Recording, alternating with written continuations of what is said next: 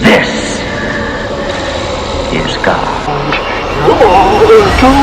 Don't you blame the movies! Movies don't create psychos! Movies make psychos or create God! Because you were home.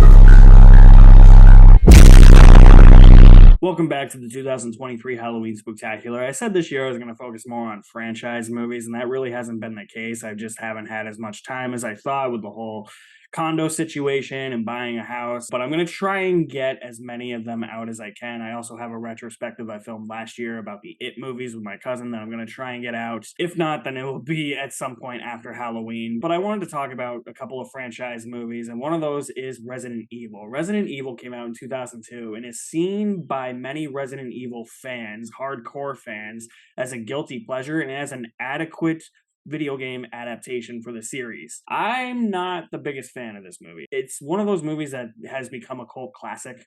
I really don't understand why. I don't think it's that good of an adaptation. If we're going to talk about a decent Resident Evil movie, I would talk about Resident Evil Apocalypse, because that's a guilty pleasure for me, and that's a way you can look at this first Resident Evil movie, is in a guilty pleasure way, but for me, I can't even see it. I just think that this is poorly made. Sometimes with these Halloween Spooktaculars, you just gotta get something off your chest that'll make you talk about bad movies. Resident Evil is just a bad movie. I don't like it. It doesn't have a Resident Evil feel to it. There are certain things about it that I think do work.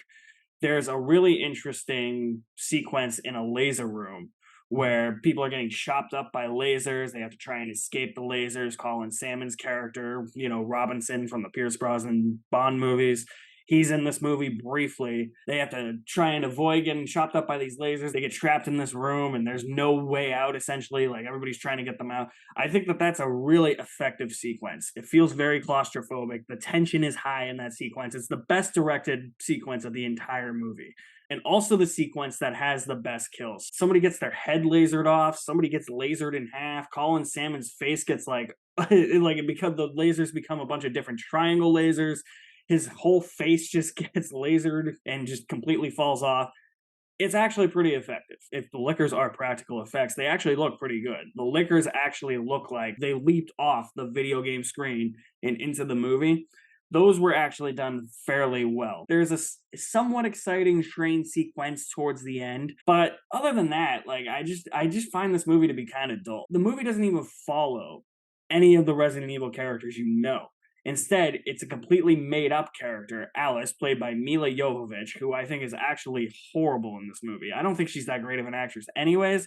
I don't really like talking bad about actors and actresses, but when I see a performance or when I see an actor or actress that I know hasn't really given a good performance, I gotta talk about them a little bit. And in here, she doesn't have that much dialogue, but she just gives blank stares throughout much of this movie. It's like she's a brick wall. Her character, Alice, as I said, isn't even in the video game. You don't focus on somebody like Claire Redfield or Jill Valentine or Leon Kennedy or Ada Wong or Carlos Oliveira. Characters that come into the series later on in this movie series and become secondary characters to this character, Alice. I don't care about this character. Like, who the fuck is she? Why are we diverting from video game lore here? And that's essentially how I feel about this movie. It doesn't feel like a Resident Evil movie. It's got more sci-fi horror elements to it. A lot of it is just people sneaking around, running downstairs, running into labs, getting trapped in places. That's not Resident Evil to me. Like, the fact that this has a 6.6 on IMDb,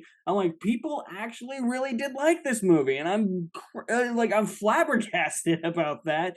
I get it, opinions are opinions, but for me, it just doesn't work. The thing about Resident Evil for me, from playing the remakes, 2, 3, and 4, and parts of Village that I never finished because I got too scared. It's survival horror. I get Resident Evil 4 relies more on action. It's a more action-oriented game, but it's still survival horror. It's not sci-fi horror. It's survival horror.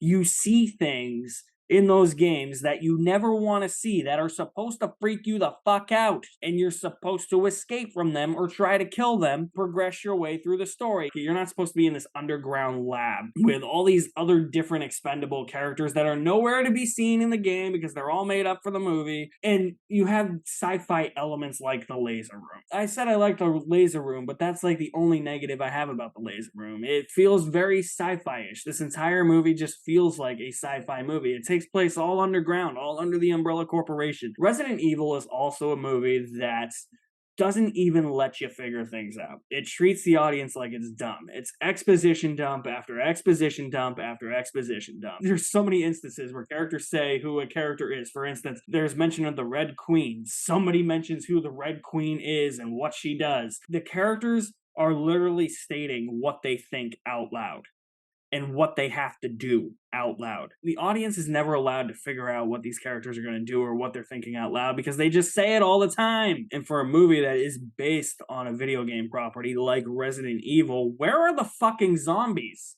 The first zombie pops up 40 minutes into this movie. The movie's an hour and a half.